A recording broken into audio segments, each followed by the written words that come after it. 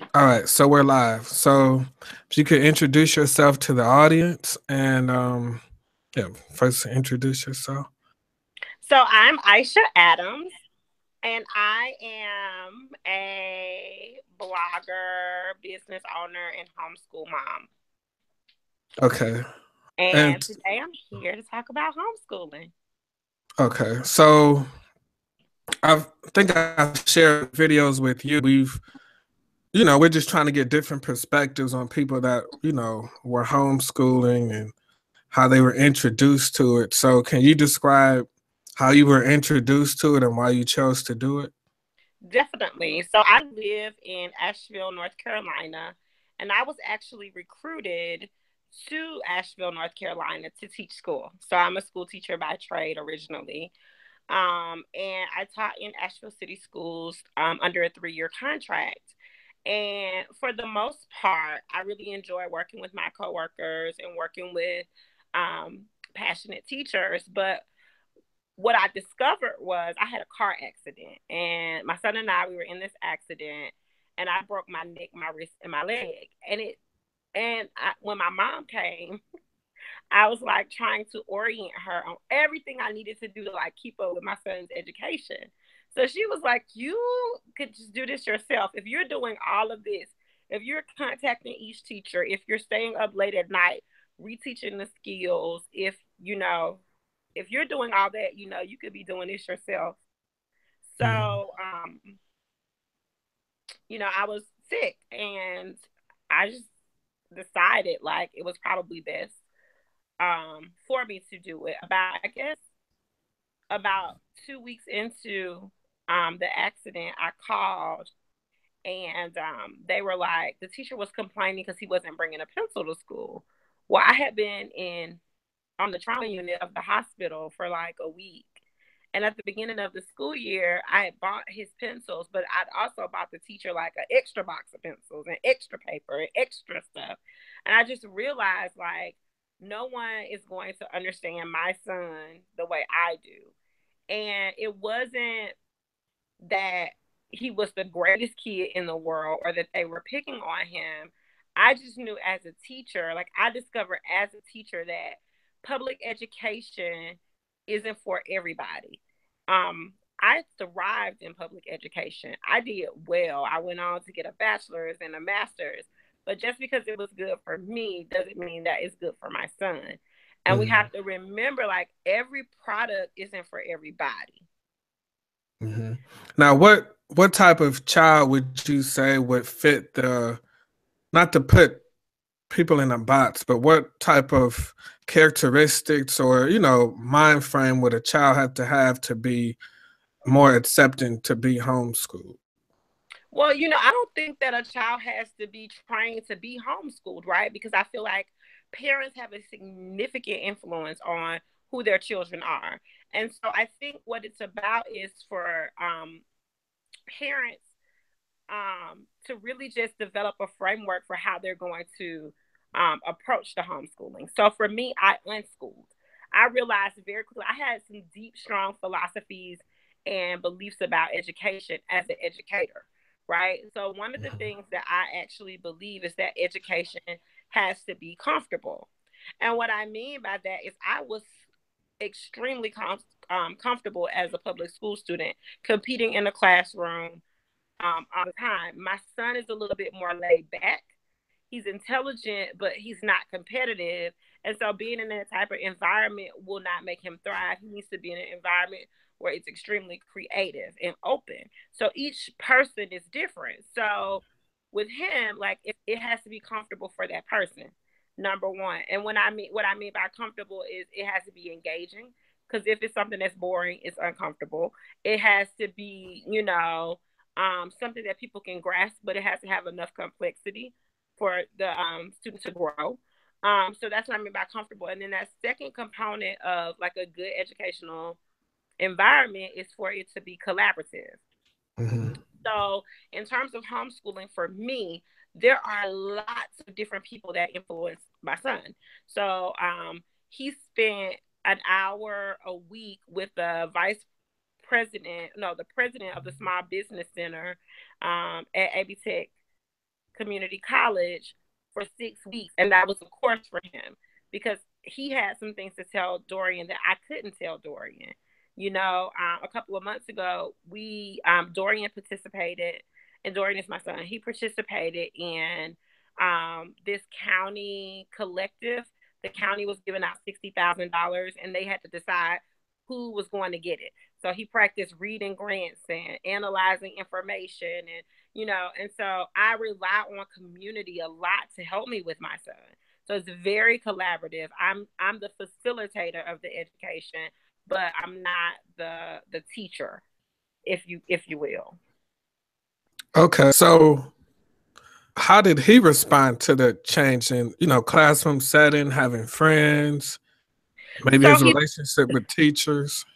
Yeah, so he when I believe this too. So as a public school teacher, I've taught at just about every grade level. I think the only grade I've not taught is first and second grades, but I've worked with third and fourth graders in summer camp, fifth, sixth, seventh, eighth. Like, I think when you get a young man who is, especially African American young men, Kwanzaa Kunjufu said there's a conspiracy against little Black boys, and he talks about how the educational system weighs them down. So initially, when I told my son like I was going to pull him out, he was against it. Of course, like, he was really popular, so he didn't want to be pulled out, and he worried that he wouldn't have friends. But my approach again was make it comfortable. So one of the things that we did was before we pulled him out, we allowed him to set up times to hang out with his friends, time to do things with his friends. And then one of his classes is actually his internship. He's the editor of a teen magazine. So he has a squad of friends that he hangs out with, and he's busy. Yeah. I mean, so he does that. And honestly, so he's 16 and he just got his first job. And he was like, I want to work in the community that we live in, because he does a lot of work across town in a different community, a community of color, is like where he does all of his community work, which is like the third aspect of what I think good education is that the work that he does has a community impact. So when I say he was on this panel to like figure out who gets this $60,000, that's real. That was a real check that organizations will have. He can say, I made sure they got this park bench, or they got this playground, or so like that real thing, that tangible thing that we can touch, I think really did it for him. But when I pulled him out, we like made sure that he had play dates and stuff like that. And like now he's getting ready to start working over here where all the other neighborhood kids are working. So it's about creating that space. He did go through, I think, about a year, which was his big transition year. He didn't do a lot of social stuff. So we sent him to the University of Alabama at Birmingham for the summer so that he could write, which is one of his passions. And he got a chance to like hang out with a bunch of kids that was his age. And that was a good shift for him as well. So you can find kids that are, find opportunities for your kid that will allow them to be a scholar, but be in an environment with other kids who are scholars, right? But one of the things, I talk to my son about all the time is I'm like, there's no other time in your life where you'll be in the room with people who are your same age like that. It's weird. It's unproductive. I mean, the only time I'm ever at a place where I've been the same age as everybody in the room is a party. And that's because we're there to play, and so that's the dynamic with school, right? So in these education settings that my son gets to go in, he's in a mixed age environment. So he's learning and they're learning, and the communication is still two-way, but it's like they're interested in what he has to say because he's a youth, and he's interested in what they have to say because they're adults. And so he's learning how to communicate when most of our kids can't talk to adults because they spend all day in the room with each other. And so I don't think that that's the most healthiest model. So of course, making sure that he gets his video game time is essential. Making sure that he's allowed to go out. So he had a private tutoring session for his ACT, and like he wanted to go out with his friends, and I was so tired. I was like, okay, I'm gonna come and pick you up from your friend's house at 7 in the morning, and when I get out there, you better be out there. So like that meant I had to be up at 6 to drive across town to pick him up at 7, you know. So we make those sacrifices for friendships because we realize that that's important, but we push forth our goals, and I think that's really what's important for us. Now, I want to keep.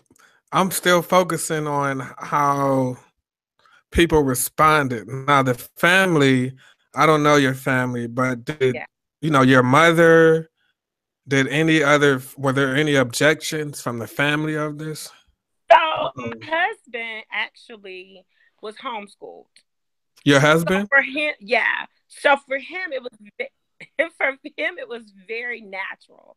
So like for my inside, like the three of us, it just made perfect sense. He was like, "Great, that means I never have to go pick him up again. I never have to drop him off." I mean, because he's my son's stepfather. So I remember when my son was like a little kid, like fifth grade or whatever, he was like had to call him to come pick him up from school. And my husband was just like sitting in a parking lot because he didn't even know you have to check kids out of school because he didn't have that background because he didn't go to school in that kind of environment. He was homeschooled, so it was very natural. My in-laws were very supportive. My husband was very supportive, and then on my side, my mom was nervous but supportive. My dad was like, you know, let that boy go to school, let him do it, whatever. Dorian, when I pulled him out of school, he was a year behind on at least a year behind in every subject. Within 12 months, he was on a college level in every subject because he was speeding through the Wow. material, because he was doing it at his own rate. And he was working with like a lot of community people, and it's just started snapping for him. So as we started getting his test done, the testing done, he started measuring higher and higher and higher. Um, and then he just started to mature. So after homeschooling, I guess he had been homeschooling maybe 2 years, let's see, seventh grade. And then when Hillary Clinton ran for president, um, Dorian did the Pledge of Allegiance for Tim Kaine when he came into the city. So then that was like a shift, right? Like people were like, okay, so who's this kid, right? Hmm. So then he won like this $1,000 grant for this business idea he had. So then people were like, okay, who is this kid? Hmm. So as he's continued to blossom and grow, he's made a name for himself in the community. People know who he is. And his schoolwork is so impactful that he has to take it serious, right? Like Hmm. when we talk about community issues, it's like a friend of mine just won city council, and he's like, okay, do I want to tutor her kids? Like, is that the impact that I want to make? So having our kids think about like who they're going to be and like what they're going to do in the real world has made a total difference in like that piece. So people were very reluctant, and had opinions, but it didn't take long for people to see like Dorian is doing such a good job and he's like doing so well. A couple of weeks ago, my husband and he was like, I have to go to this thing. So I was like, well, let me get a ticket so we can drop you off. I was like, as soon as you're done, we're leaving. He was the keynote speaker. Like, I was like, wow, you're the keynote speaker. You didn't even say anything, because his work is so embedded in the community. And that was in a study that I read on the whole thing about homeschool children being so antisocial versus public and private school children. And it's really the contrary. They said basically homeschool children, they participate more in the community. They vote more in their community. And everything that you're saying, it backs it up Yeah. about your son. Sounds like we're going to be hearing about him soon, maybe, or I don't know. That's a lot for 16. I mean, Right. I think, but it seems like a lot for 16, but you know, and I was coming out of a public school environment because I worked there. He went there. That was really much a big part of who we were and our identity in our lives. This last class he did, this time for his social studies class, he taught 16 middle schoolers how to blog. And they built this blog. So it's like him and like 16, 11-year-olds, right? And you know, just the impact, how he was like, well, my teachers, you know, he had behavior problems. So like, how do you deal with those behavior problems? He was like, well, I'm just going to try what I wish my teachers had done to me and the things that my teachers did that I liked. So like, he's exploring like all of those things in his work. And if he was in public school, it wouldn't be the same. And so, yeah, like I got pushed back. And like any other mom, I felt like guilt, right? Because it's almost a pleasure. It's definitely a pleasure for me to have total control over the things that my son learns. Like that's a pleasure for me. But I felt guilty as if I was robbing him of something. And so one day I was kind of feeling down and I was crying. And he said, Mom, like, I don't know if I'm the smartest person in the world, but I know that because you homeschool me, like, I learned to be human. I learned to be compassionate. I learned to make an impact. Like, I learned that I matter and I feel connected. And I, like, as a former public school teacher, I think those are the things that our students are missing and why public school isn't good for everybody. Now, for Black children, you know, Black boys and girls, why would you say homeschooling would be a great alternative? I mean, Or number one, you know, and this is not to be offensive. Like, this is just a quote. But Malcolm X said, only a fool will let the oppressor educate their children. So that's number say one. no more. Okay. Then number two, like, this is what I try to tell parents. And this is just real. So I'm a businesswoman. So at the end of the day, let's do the math. Okay. If you were getting government insurance, which is better, government insurance or private insurance?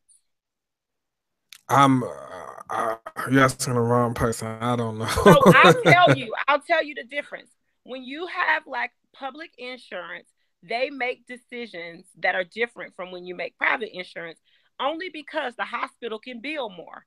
So if the hospital, like, so I know like some diabetics, if they're on Medicaid, they get a finger prick instead of a shot. And you know the shot is going to be more accurate than the fingerprint. Like those little nuances in your health insurance. You get what I'm saying? Mm-hmm. If you get a government assisted program, they're not giving you the top quality. You're just not getting it not because the government sucks, but because the government is trying to give to the masses. They're trying to take care of a big number of people, right? So what I'm trying to, so they have to save resources. They have to save money. They have to cut corners. You get what I'm saying? You ever wonder why, like on the child's supply list, they're asking for 13 boxes of tissue? Because they had to cut budgets in tissue. And so now parents supply the tissue because the government is like, we have to pay for the books and the computers and the lights and the water and the teachers and the coach and the music program. Like, right?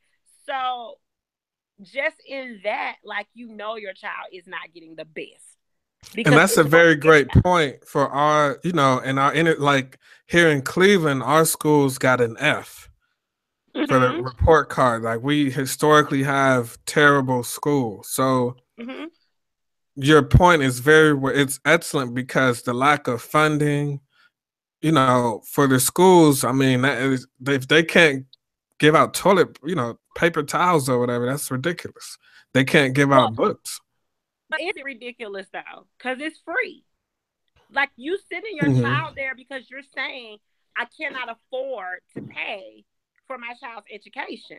So now I need this freebie and you got to get what you can get. And nobody ever says that because they branded public school differently.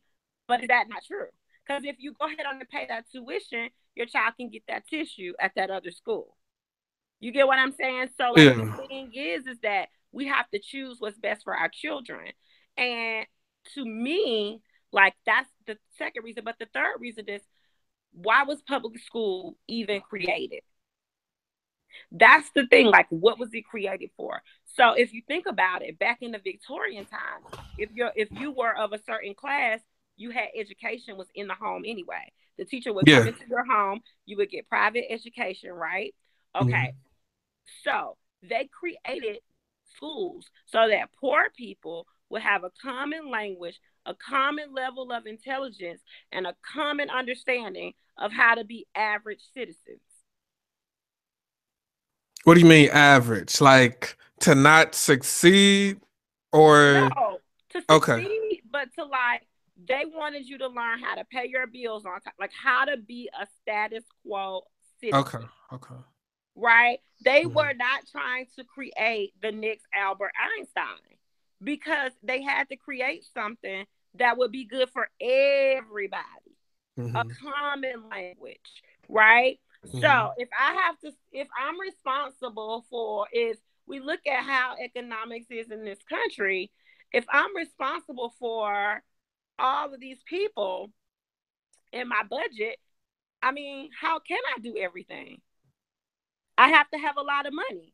And people Mm-hmm. complain and they'll say, well, the Cleveland public school systems are bad, but it's like nobody gave Cleveland public schools any money. Where were they Right. supposed to get the tissue from? So I'm not down talking public schools. I'm just saying if you have the opportunity, if you have the ability to homeschool, you should. But then on top of that, here's where it gets real tricky. Why isn't everybody homeschooling anyway, even if your kid is going to public school? Because we already know they're not getting what they need, number one. Number two, we know that the public school cannot teach your kids the morals, the values, the class that they have to have in order to be successful, because that's not the purpose of public school either. So Now like, huh? Go ahead. let's look at it like this, because for me in this conversation and just learning studying homeschooling or whatever, what Mm-hmm. would be the benefit of sending your a black child to a public school if they don't, let's say it's a predominantly black city and it's not doing the best, like they don't have enough taxes to fund the schools. What would be the benefit in sending them there anyway? I mean, that's the thing. We got to stop sending our kids places, and that's the real deep concept, right? Because if Mm-hmm. you're in the, like, if you decide to send your child to public school, like, how many hours are you donating into the school? What are you putting into the school? See, we have an expectation that the government is supposed to take care of all of this for us. The Mm-hmm. government has never done anything for us. The government is not our friend. It's not our boo, our babe. Babysitter, right? So Yeah. exactly. So my point is it's very, just like, very simple. No matter where your child goes, you have to take control over their education. And unless you do that, your child isn't going to win. Now, there is a benefit to sending your child to public school. If your child can thrive in that environment, make great grades, get great opportunities, I say go for it. Mm-hmm. You know, and there are plenty of kids out there that can.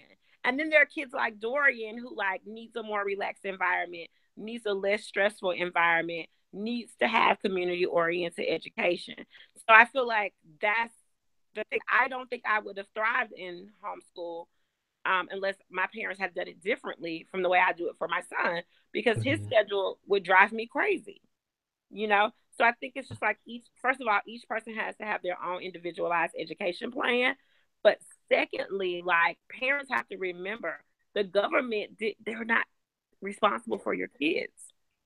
You know, and Right. I talk to people who are about to Right. make that decision, especially when we have kids with behavior problems, and they're like, well, all he did was, I'm like, listen, some days when I go to work, that's how I am. I'm not in the mood for that today. This is work. This is a work environment. It's a public place. And when we go into a public place, there's a set standard of how we behave, how we should talk. Mm-hmm. And some people can get those hidden rules and some people cannot. Mm-hmm. Now, how, I don't know your schedule. You mentioned work. How are you able to balance working or whatever you were doing to still homeschooling throughout the years? So initially, when I started, my son was disengaged from learning. He was not in a scholarly space. So I 100% dedicated all my time to focusing on him. So for about the first 2 years, I worked at home, in home, extremely focused on his education. And then after that second year, I went back to work. And he goes to my job 2 days a week with me. So when I get up in the morning, he gets up, and he has a cubicle at my job, and he sits in his cubicle as if he's at work. And it's in the middle of a community center. So normally, if somebody wants to do business with him, they'll come over to his desk. They'll do business with him. If his internship is there in the evening, so he can go to his internship from that building.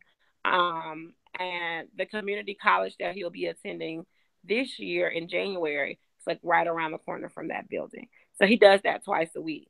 But his education is so experimental and mostly online. So he has a private writing class. He just finished a private ACT tutoring class. He does his internship with Word on the Street, and right now he just finished that class on Sunday. So we'll be transitioning in another class in about a week or two. But how I kind of do it is we meet every Monday. I sit down with him. We look at his grades. We look at what he likes to study. Like, we look at what he's been studying. So say, for example, if I get into his math software and I'm like, oh, why are you doing like ninth grade math? And he may say, because, well, I was working, with my tutor and I needed to go back over this concept, you know. And he'll go back over the concept himself. But his math program is every standard in the North Carolina standard course study and Common Core. So he just goes in and picks what he wants to learn. His chemistry, he uses a computer program for his chemistry, but he just recently requested a tutor. So I'm working to get that done. Hopefully I can finalize that in the next week or two. So it just depends on where he is, what he's learning. Of course, we have that checklist we have to follow to make sure he gets his health class, his PEs, his sciences, his maths, and his Englishes. But everything else is just really experimental. I try to unschool as less institutionalization as possible and more free thinking methods. Okay, and are his friends, are they jealous, or are they how are they responding to this? So he has one friend who's actually homeschooled too. Okay. And he said when they talk about homeschool, his friend is like, all I do is bookwork. So that friend is like, oh gosh, I wish I was homeschooling with you.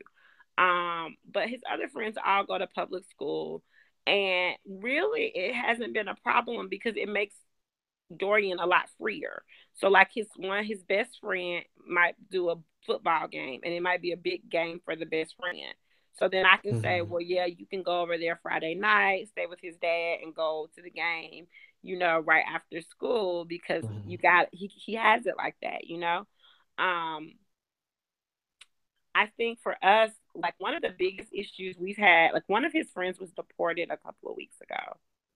You said deported? Mm-hmm. Oh, okay. I've done videos on the DACA stuff too, as well, speaking to some of them. If you check it out, yeah. So he's had to deal with that. I think that's the most, like, to me, it's like when I was younger, we never had to deal with that. Yeah, that's a whole nother right video. Yeah, because a lot of them, they don't talk about it, where some of the DACA people were speaking about it, and it said we could never talk about it in class. And I got to thinking, like, wow, some of these people that I went to school with, were they illegal the whole time? And so yeah. So I think, like, that's been, I think, as a homeschool mom, people ask me, like, what kind of issues we deal with, and I say that issue, and they look at me weird, and I'm like, because Dorian's work is community oriented, he does a lot of work in community spaces for people of color. That's a real issue, so for him, that's been a real issue in his schoolwork and in his home life. It's been real. Yeah. I would say that's an issue that I face. Another issue that I think I face is, or that's interesting, was when Dorian got out of public school, I feel like he was defeated. He didn't think he, could make it to college, and now he's excited about going to college. Mm-hmm.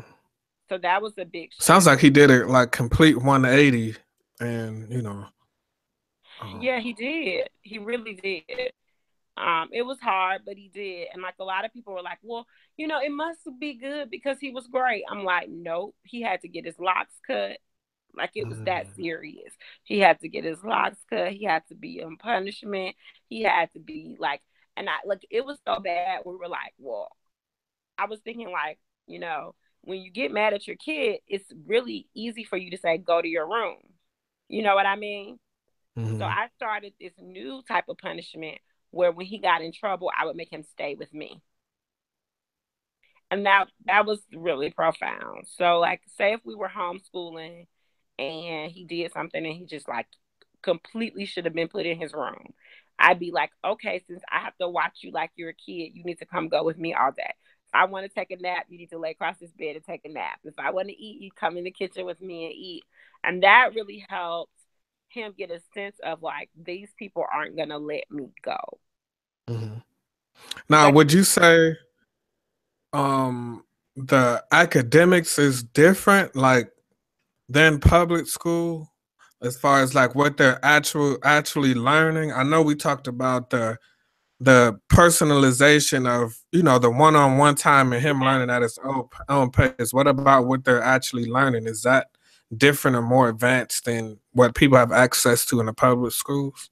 So I think what happens is most parents are like myself. I start off with whatever the curriculum is.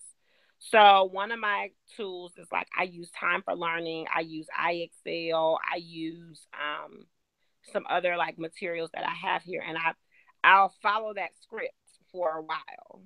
So like 1 year for social studies, we were really looking at, Dorian was really looking at design, because he's like a little designer too. Mm-hmm. So he was looking at design, and so he was really bored with the social studies text. He was just like, Mom, I hate this. Like, why are we doing this? So I was like, if you could study anything, what would you do? And he was like, I want to do, and he was a young kid too. He was like, I want to do a comparison and contrasting of the different criminal justice systems around the world. Mm. And so he talks about like how prison is in the Netherlands and how prison is in all these different countries. It's like a vacation in some of those places. Yeah. So he did that, and he was like, he was really interested in that work. Right now he's in a leadership course, so we're taking this leadership course at the same time.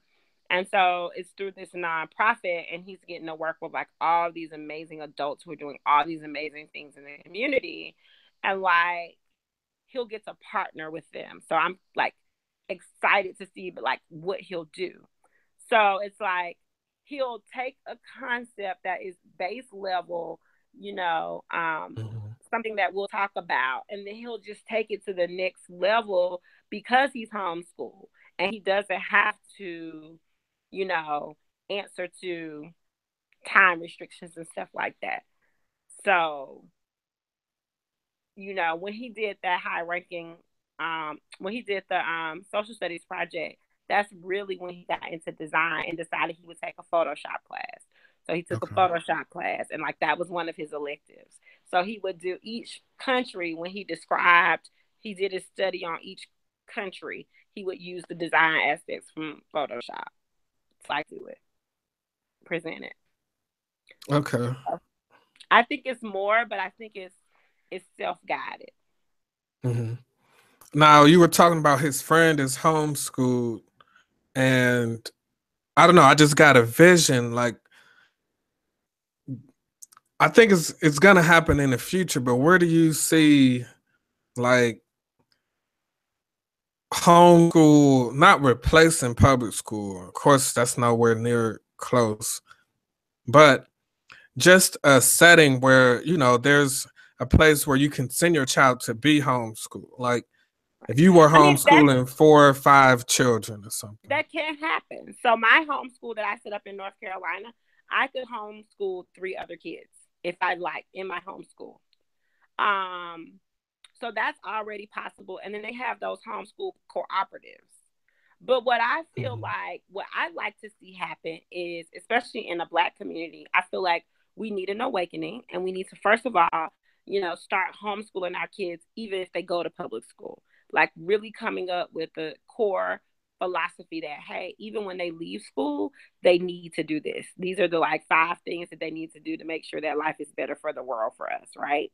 Mm-hmm. And then I think the next step to that is believing and being empowered to believe you can homeschool, that you know enough, you understand enough. Because a lot of people think, well, if I don't have a big education, or if I'm struggling with my education, how can I homeschool my kid?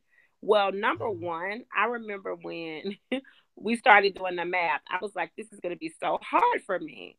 But it was so easy for me because I matured over the last like 20 years before I looked at the math again. So when I sat down to look at the lesson with him, I was able to grasp it and, help him where he was struggling. So like Mm-hmm. that's number one. Number two, you don't have to rely on yourself. There's so many programs out there, so many resources that you can use to homeschool your kids, like even if you have your own academic issues. Mm-hmm. Um, and then the project that I'm working on now, we co-teach, is definitely I'm excited about it because we're going to be certifying instructors to give classes so that if you need classes, like you can actually log in and do classes through our portal for your student. Um, Okay. so we're working on that, and that'll be launching soon. But I feel like anybody can homeschool if they want to. You just have to have like the desire, and you have to take it very seriously because this is somebody's future. Mm-hmm. Now, I know you're married, but what advice could you give to a single parent? I know I you think mentioned resources. Okay. Yeah, I think single parents need to connect. So if it's 2 or 3 single moms and they all want to homeschool but they can't, I think it changes when you get 3 single moms into a room, right? Mm-hmm. Because if you get 3 single moms into a room, maybe one mom has a great job, can't be off work, but she can supply all the lunches every day for the kids, right? And then maybe another mom like works part-time, but she can come and give the kids recess and lunch. And and then maybe the other mom doesn't work, and so she's like, okay, now I have lunch provided every day for my kids. I got this Mm-hmm. break every day. I can be responsible for these kids if they pay their tuition, small amount of tuition, so that we can all work together.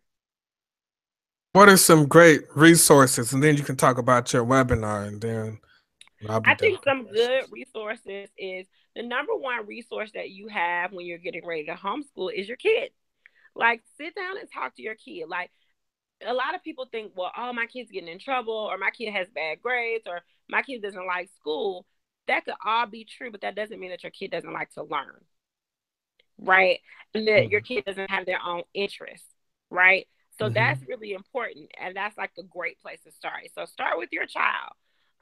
One of the best pieces of advice I got when I started homeschooling was give it a year. So that first year where Dorian was kind of below level, I spent most of that just trying to understand his work style, his perspective, how he learned, his personality, what his flaws were, because I What did you wanted to make learn? What did you learn? I think that's important. I learned that his confidence was shot. He didn't have a lot of confidence in himself. B, I learned he was a perfectionist, and I never would have thought that because I'm like he half does everything, and so I would never thought that. Um, Okay. I learned that I learned that he had a special gift in writing, reading, and that he had a natural knack for science. So, and then I learned he was disorganized and sloppy. Mm. And I also learned that he would be embarrassed if he got things wrong. So those were the kind of things like, and he couldn't do long-term projects. Like that was just out of his reach. Like if I gave him a long-term project, his mind would like short circuit. Okay. Um, so for us, him doing that 10-week blogging class I told you about was huge because he went from, okay, if she tells me to do a long-term project, I just break down and to like he completed this project and it had a blog component, an end of services component, and he did all of it. So yeah. Okay. Now, is there what would you recommend, like a program or something for people to homeschool? Let's say they don't know any other single parent mothers that want to homeschool. Is there a specific program you recommend? Of course. I recommend actually, so I recommend that parents create their own curriculum. So your program or what you teach needs to be kind of based on who your child is and what it is that they're struggling with, what they need to know. So if you have a child, and I'm talking about my child first, like these are things I dealt with my child. So like if you have a kid who just doesn't like writing, my son did not like writing. He had a very low writing score on his test. You said So, writing score? writing Okay. like commas, periods, semicolons, mechanics, that kind of stuff. And so he hated writing because anything that he wasn't automatically good at, he shunned away from it. So I had to keep being positive with him, keep being positive with him. Within a year, he was like the editor of an online magazine. And he went to take a college class that was, it was a creative writing class. So he got his first college credit. And so like that shifted. Now school, if he let's stick with that for a second. If he was in public school, they probably would have just tutored him just to pass. Right. And then he would have went to the next grade. I don't think it would have been, taken out of him the skill that he probably didn't know he had. Right. And so when I say so it's crazy, right? So he had a low score. Like it was like, I think when I want to say he was at like a 4th or 5th grade level when he was like in 7th grade in writing. Okay.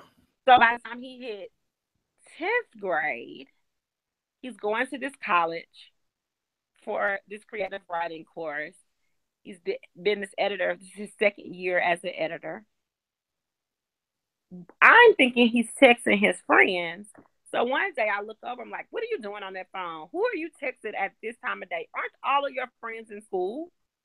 And he's like, oh, I'm working on a novel. So I say, okay, whatever. You know what I'm saying? And so a couple of days later, a community member called me and was like, yeah, I heard about the concept for Dorian's book. And it's so good. I've been thinking about it for like 2 days. So I go back to him and I'm like, tell me about this book. He's like, well, this is the 2nd one I've written. So I'm like, the 2nd one? So I'm like, how many pages is it? He's like, well, the first one's 150 pages. I'm like, and he's like, this one, like, I'm on page 92. I'm like, wow. That's really what education. I mean, you're a former public school teacher. Education is to bring out what's inside you, right? Isn't that the term? Right. Yeah.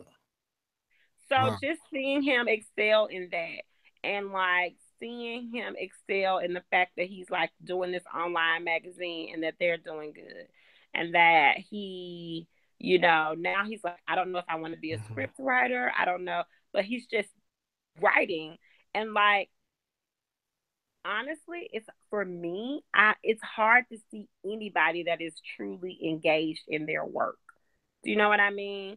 Like people who talk about the work they do that's on this deep, passionate level and that they're really connected. And he really is. And so that has been the gift for us, is that he's really interested and connected to what he's doing now. And he's not feeling like, oh, I just got to get up. I got to go to school, take this test, do this. And I think that's a key point, because when we were talking about the government not is there aren't babysitters are not responsible for, your children. It seems like from what I'm hearing, the benefit one of the benefits to homeschooling, especially for your son, is it allows you to take ownership. And I think when you take that ownership in your skills and ability, you build that confidence and you do things like your son is doing. But you also build a bond, right? And like that's really like what I've discovered as a public school teacher. When the kids were acting up, it was because that bond wasn't really tight with the parents. And it wasn't that the parents didn't want to be there. It was just like, hey, dude, I'm trying to work.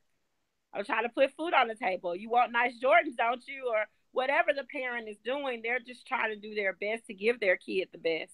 And the kid is like, no, I just want attention. I just want attention. I just need to be heard. And I think we've really taken that out of the process. And we don't push bonding with our kids. And by the time they're in high school, we start backing out, you know. This weekend, Dorian was going to go out with some friends, and I was like, well, I need to meet them. So he was like, what do you mean? And he was like, so, I mean, we just can't go because, 16 we drive. I'm like, well, me and Dad, we're going to come out. We're going to meet them. Now, I'll be cool. I'm going to dress cute. I'll be fly for you. But I need to see who these women are. All I know, they could be Portuguese strippers. I don't know. I need to see them. I need to know who they are.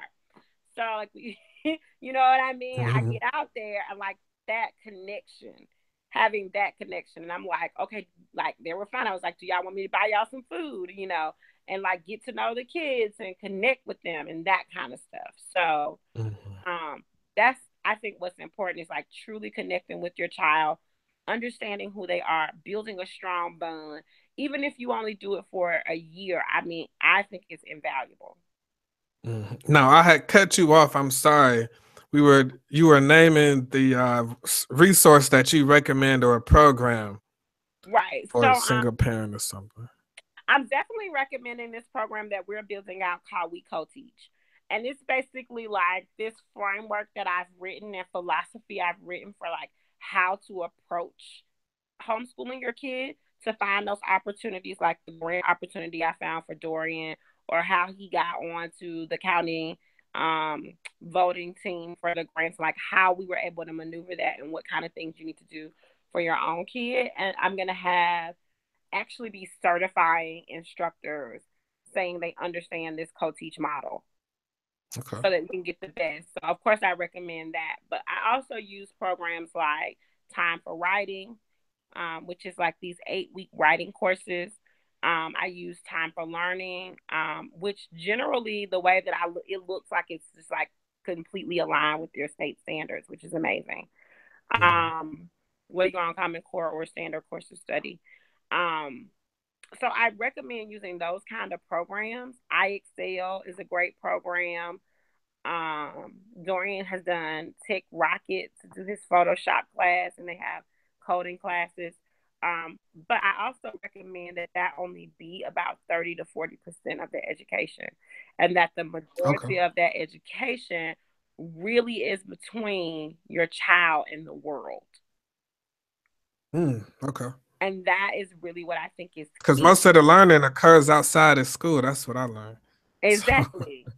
So if you want your child to learn things that you have to connect, that community oriented piece.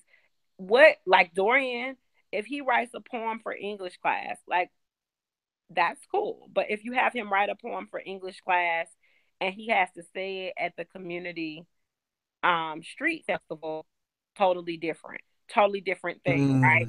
So it ties into, hey, I'm speaking to my community. These people are here to hear me talk. They're going to call me by name.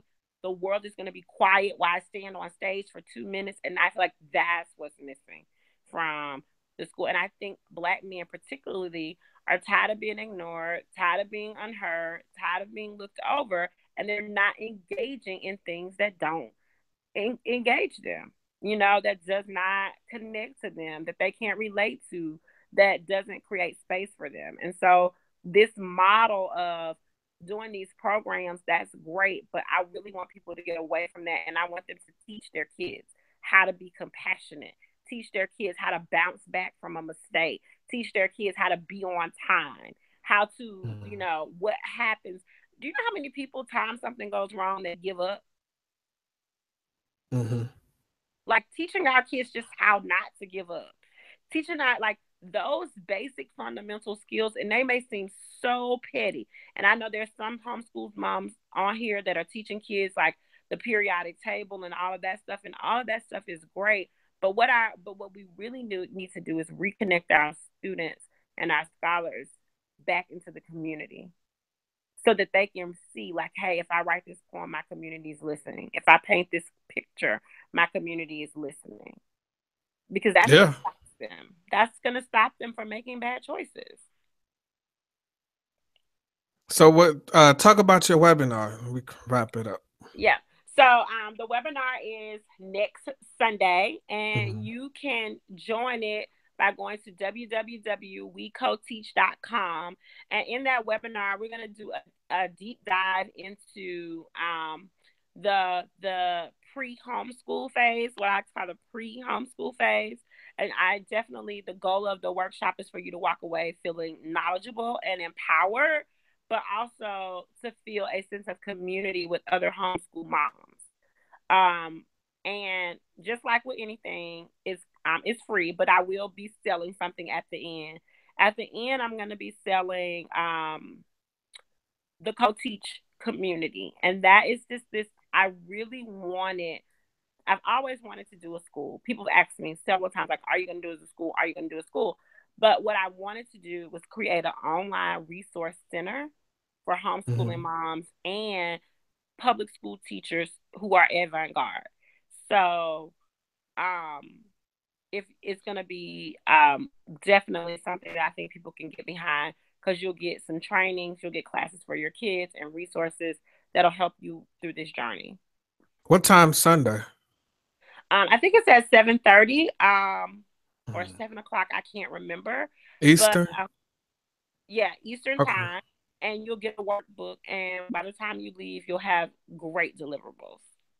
Okay. I'll be doing a radio station from 5 to 7. So Okay. I don't know if I'll be able to make it in time, but I will put the information in the description of this video. It's wecoteach.com, and it starts at 7. Yeah, I think it starts Okay. at 7:30. Okay. And again, it's about it's just talking about how you can really take your educating your homeschool child to the next level. Or if your child's in public school, how you can, despite the fact that your child's in public school, you still need to be implementing some homeschool. It just is necessary. All right. Do you have any last words? This was great. This was very informative. This was great. Thank you for, your time. I really appreciate it. Well, I'm just so honored that you asked me to come on and talk today. It was so nice to meet you. Your questions were fun. Oh yeah, at the end of the webinar, Dorian has promised to come in for a Q&A. So you get to meet himself and talk to him about his experience, because he's a bright kid too. So that'll happen. If you can't make it, that's okay. Please drop a link to me of the radio show so I can listen to it when I'm done. Yeah, it's a live link. Okay. Yeah, you can listen to it live. Yeah. Oh, cool. That's gonna be awesome. Well, it was so nice to meet you. Yeah, have a great day, and best of luck on your journey, homeschooling you and your son and your family. Thank you. All right, have a good day. You too. Bye-bye.